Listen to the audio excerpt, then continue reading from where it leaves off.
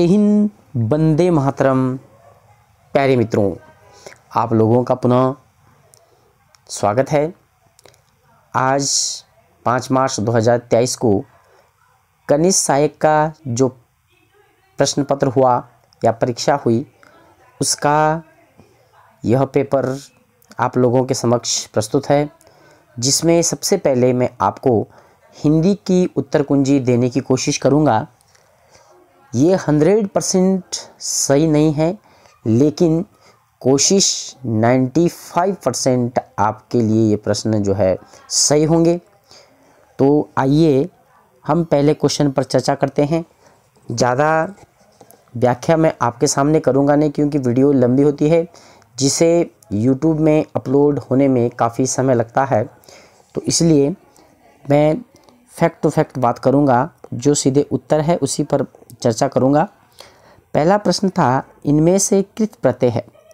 तो प्यारे मित्रों, मैंने आपको क्लास में, जिन्होंने हमारी क्लास अच्छे ढंग से पढ़ी है, तो वहाँ पर मैंने कृत प्रत्यय, प्रत्ययों के बारे में प्रत्येक चीज़ आपको पता है। प्रत्यय हो गए, उपसर्ग हो गए, ये मैंने आपको प्रत्येक चीज़ बता रखा है। तो इसमें पूछा हुआ है, इनमें से कृत प्रत्यय से बना शब्द कौन सा है। तो इनमें कृत प्रत्यय से बना हुआ शब्द पहला दे रखा उसने कौरव, दूसरा दे रखा है मिठास, तीसरा दे रखा होनहार और चौथा दे रखा है धनवान। तो इसमें कृत प्रत्यय से बना हुआ शब्द कौन सा है। तो होनहार जो है कृत प्रत्यय से बना हुआ शब्द है। आपका उत्तर होनहार सही होना चाहिए था। अगला प्रश्न है, काफ़ी अच्छा प्रश्न दे रखा है, और इस बार जो है हिंदी काफ़ी अच्छी हिंदी पूछी हुई थी। तो हिंदी उन्हीं प्रतियोगियों ने की होगी जिन्होंने हिंदी को समझा होगा और अच्छे प्रकार से हिंदी को पढ़ा होगा। वासुदेव शब्द में प्रयुक्त प्रत्यय है। तो वासुदेव में प्रयुक्त प्रत्यय बताना था। एव प्रत्यय था, अव प्रत्यय था, इव प्रत्यय था। तो ध्यान दीजिए, बहुत सारे प्यारे मित्रों ने क्या कर दिया होगा, क्योंकि लास्ट वाला अंतिम वाला वर्ण देखा होगा, ये वाला, क्योंकि क्या है, देव है, तो इन्होंने दौ को हटा के एव कर दिया होगा। बहुत सारे प्यारे मित्रों ने ये करा होगा, जो कि प्यारे मित्रों आपका गलत है। थोड़ा आपकी समझ में त्रुटि हुई है। इसका जो पहला, जो इसका सही उत्तर होगा वो अ होगा। अ इसमें क्या होगा, आपके पास उपसर्ग प्रयुक्त प्रत्यय होगा अ। देखो वसुदेव, इसका आपके पास आना था वासुदेव, ये हलंत प्लस अ, तब जाके आपके पास कंप्लीट जो बनता है वासुदेव शब्द आपके पास बनता वासुदेव प्लस अ, यानी कि अ आपके पास इसका जो है उपसर्ग होना था। That is a is the right answer. ठीक हो गया। अगला प्रश्न है, सांप मरे ना लाठी टूटे। इसका तो सभी लोगों ने जो है अच्छे प्रकार से कर दिया होगा, तो इस पर तो ज़्यादा चर्चा करने की आवश्यकता भी नहीं है। डी इसका जो है सही उत्तर होना था। बिना हानि के कार्य पूर्ति होना, यानी कि आपका नुकसान भी ना हो और आपका काम भी सही प्रकार से निकल जाए। अगला प्रश्न है, इनमें से किस शब्द में निर उपसर्ग प्रयुक्त नहीं हुआ है। निर उपसर्ग मैंने आपको अच्छी प्रकार से पढ़ा रखा है, और ये तो आपने गलत नहीं किया होगा। मुझे आप पर बहुत ही गर्व है कि जिन्होंने निर उपसर्ग सही किया हो, क्योंकि आपने अच्छी प्रकार से इसको पढ़ा है। तो ध्यान दीजिए, इसमें है कि निर उपसर्ग नहीं है। तो ध्यान दीजिए, निर प्लस उत्साह हमारे पास जो पहला है आपके पास, इसका होना था आपके पास निर प्लस उत्साह। निर, देखो पहला प्रश्न है इसमें, यानी कि पहला जो ऑप्शन है निराला, तो निर प्लस आला आपका होता नहीं है। तो इसमें जो है, जिसमें नहीं है, देखो इसमें भी निरुपसर्ग है, इसमें भी निरुपसर्ग है, इसमें भी निरुपसर्ग है। निर प्लस हार प्रत्येक में है, लेकिन निराला शब्द में निरुपसर्ग नहीं है। तो आपका जो उत्तर होना था, आपका सही उत्तर होना था ए। लोकतंत्र शब्द का पर्यायवाची, लोकतंत्र का शब्द का पर्यायवाची होता है आपके पास राजतंत्र। लोकतंत्र लोगों का तंत्र, यानी कि हमारा जनता के द्वारा चुना गया या जनता का जो तंत्र है लोकतंत्र, और राजतंत्र होगा राजा के द्वारा किया गया शासन। तो इसमें तो किसी भी प्रकार की आपको कोई भी समस्या नहीं होती। अगला प्रश्न है, कौन सा व्यंजन द्विगुण व्यंजन है। तो सीधे डायरेक्ट आपका जो है द्विगुण व्यंजन है। आपको अच्छी प्रकार से हमने व्यंजन आपको पढ़ा रखा है। काम करना ही जीवन है, आलस्य तो मृत्यु है।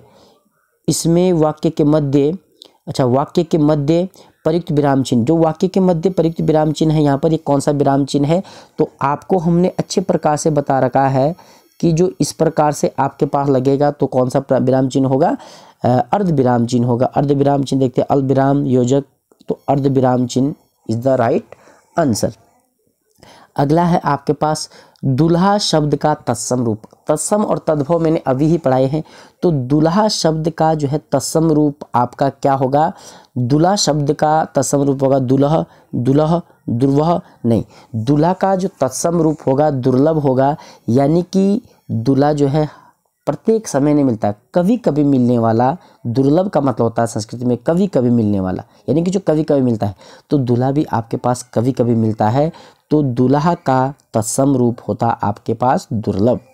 अगला है उच्चारण के आधार पर वह किस प्रकार का व्यंजन है, तो उच्चारण के आधार पर वह हो गया, फ हो गया, यानी कि दंतोष्ठ व्यंजन आपके पास उच्चारण के आधार पर वह हो जाता है। आँखों में खून उतरना, यानी कि जब आदमी गुस्सा करता है तो उसकी आंखें लाल हो जाती है, तो आपके पास क्या है, आंखों की बीमारी नहीं बल्कि आंखों में भयंकर जलन नहीं। अत्यधिक क्रोध करना, इसका जो उत्तर होना था 85 का पहला, अत्यधिक क्रोध करना सुनख कुत्ते को कहा जाता है दोस्तों। तो इस पर तो आपको किसी प्रकार के यानी कि सोचने की जरूरत भी नहीं है, सुनख कुत्ते को कहा जाता है। तो निम्न में से किसका पर्यायवाची है, तो सुनख कुत्ते का पर्यायवाची शब्द है। उत्तराधिकारी में मिली जायदाद, तो उत्तराधिकारी में यानी कि पैतृक जो आपके पास जायदाद होती है उसे उत्तराधिकारी में मिली जायदाद ही कहा जाता है, तो पैतृक संपत्ति उसका उत्तर होना चाहिए था। वह जो ना करे सो थोड़ा, वह जो ना करे सो थोड़ा, यानी कि इसका इस प्रश्न का उत्तर होगा वह जो ना करे सो थोड़ा। वाक्य में प्रयुक्त जो तथा सो इनमें से, जो और सो इनमें से प्यारे दोस्तों मैंने आपको बताया कि यानी कि जो संज्ञा और सर्वनाम को मिलाने का जो काम करता है, या किन्हीं भी दो शब्दों को मिलाने का जो काम करता है उसे निजवाचक सर्वनाम कहा जाता है। तो यहाँ पर जो है आपके पास जो और सो शब्द जो है, जो और सो शब्द जो है आपके पास, जो और सो शब्द जो है आपके पास क्या है, संबंधवाचक सर्वनाम थे, क्योंकि यहाँ पर क्या वह और थोड़ा इन दोनों को जोड़ने का जो काम किया है जो और सो ने किया है। तो जो और सो जो शब्द है या सर्वनाम के किस सर्वनाम के वेद है, यह आपके पास संबंधवाचक सर्वनाम के वेद है। अगला प्रश्न है संन्यास में उपसर्ग, बहुत ही अच्छा है। संन्यास में उपसर्ग, उपसर्ग मैंने आपको अच्छे प्रकार से पढ़ा रखा है। तो सम उपसर्ग आपके पास क्या संन्यास में होना था, इसका आना था आपके पास सम प्लस न्यास, ठीक है, सम प्लस न्यास, इसका आपके पास जो है आना था सम प्लस न्यास। देखिए एक बार, सम प्लस न्यास, तो इस मौका आपके पास जो है बिंदा बन गया, तो इसका जो सही उत्तर होना था पहला वाला आपका राइट आंसर होना था। इनमें से विलोम की दृष्टि से गलत शब्द का युग्म चुनिए। अच्छा, विलोम शब्द के लिए आपके पास विलोम शब्द पूछा हुआ है, गलत शब्द, इनमें से विलोम की दृष्टि से गलत शब्द है, ठीक है।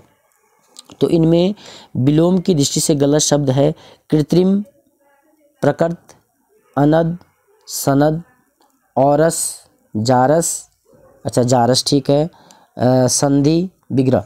तो देखेंगे इसका जो आपके पास है कृत्रिम का प्रकृति बिल्कुल होता है या नैसंगिक भी होता है, और औरस का जारस, जारस मतलब जो हो गया जैसे किसी की पत्नी का किसी दूसरे मर्द के साथ चक्कर चल रहा है, या किसी दूसरे मर्द के द्वारा जो प्राप्त पुत्र होता है उसे बोलते हैं जारस, और औरस बोलते हैं अपनी पत्नी के द्वारा प्राप्त पुत्र को बोलते हैं अरस। तो संधि का विग्रह बिल्कुल सही।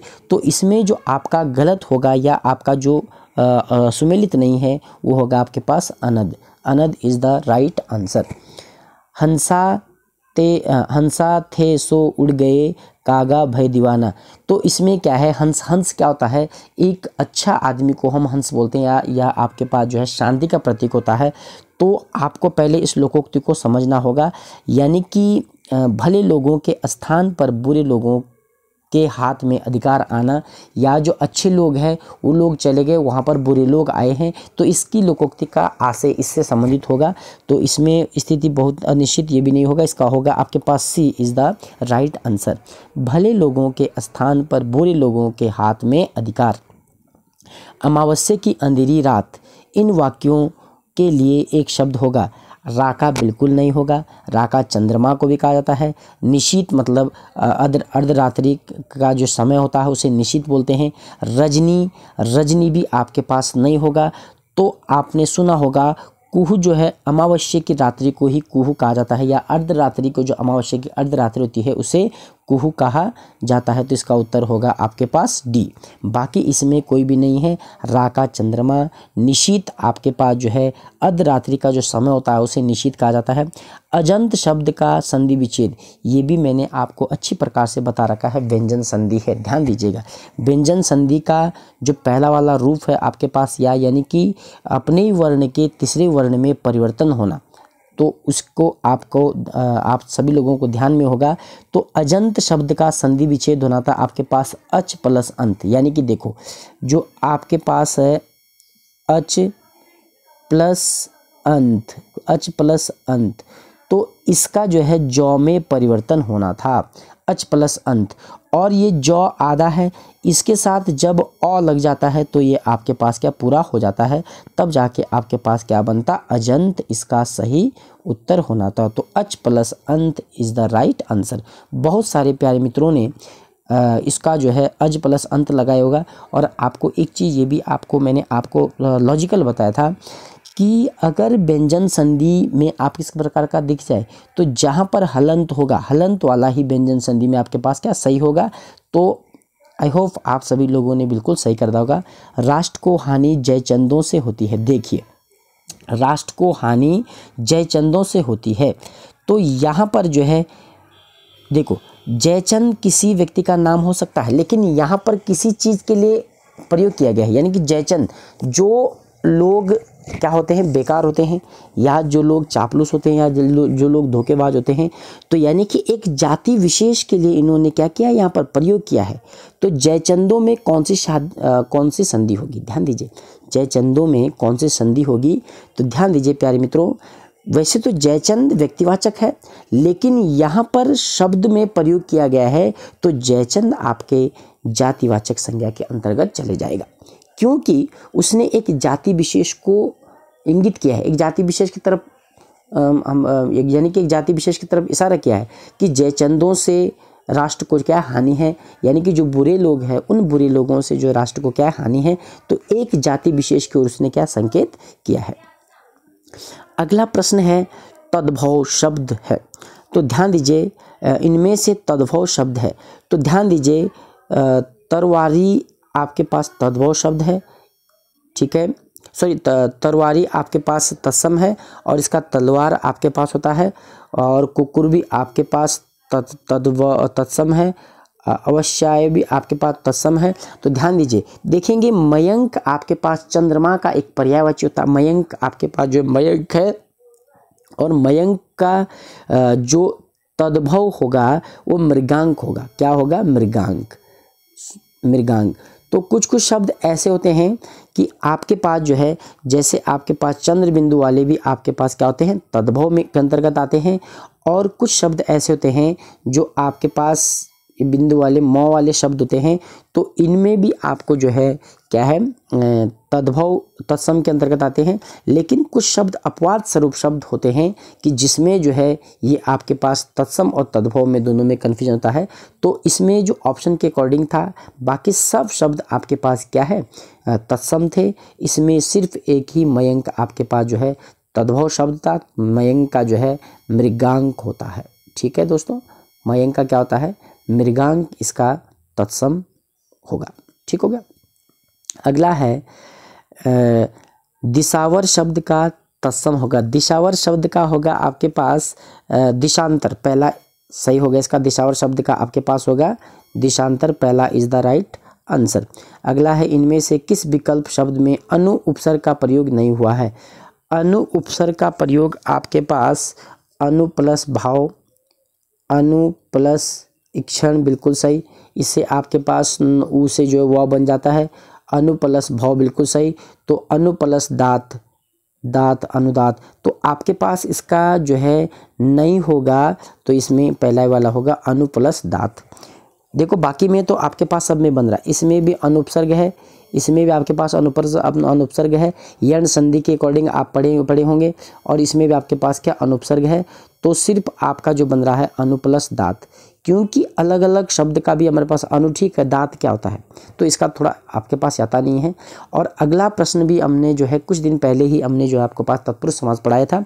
और मैंने ये भी आपको बोला था कि परीक्षाओं में जाने से पहले उस रात्रि को एक बार तत्पुरुष समास देखकर आपने जाना है।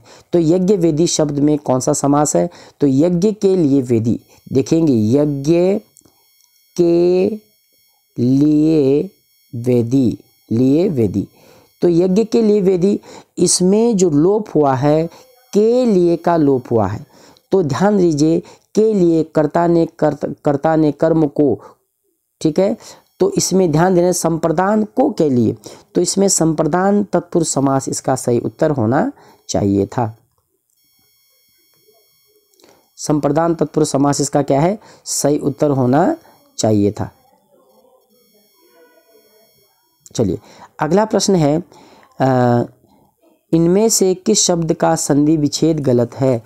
तो इसमें किस शब्द का संधि विच्छेद गलत है, तृष्णा, त्रिस प्लस ना बिल्कुल सही। ये आपके पास देखा होगा आपने, यानी कि अण का नौ में परिवर्तन बिल्कुल सही है। अगला है आपके पास निर्गुण, निहि प्लस गुण बिल्कुल सही। और इस पे निर उपसर्ग है बिल्कुल सही। नाविक में आपके पास अयादि संधि में पढ़ा होगा आपने, नो प्लस एक बिल्कुल सही। यशोदा, यशो प्लस दा, तो यशोदा में आपके पास आना था यशोदा, यश प्लस दा, यानी कि उपसर्ग का ओ में परिवर्तन होता है। और जब हम उसके संधि करते हैं तो यश प्लस दा उसका बनता है, यशः प्लस दा। तो इज द राइट आंसर आपका D is the right answer. ठीक है, अंतिम प्रश्न है, अंतिम प्रश्न आपको ध्यान रखना है, इनमें से भ्रमर शब्द का पर्यायवाची शब्द है।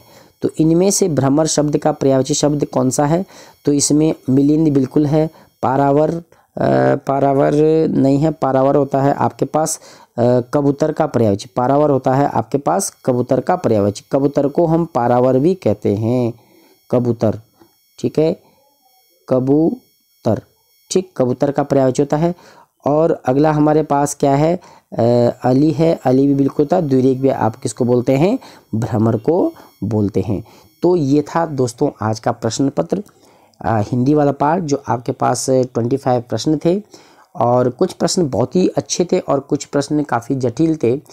तो आशा करता हूँ कि आप सभी लोगों का हिंदी वाला पार्ट तो अच्छा रहा होगा।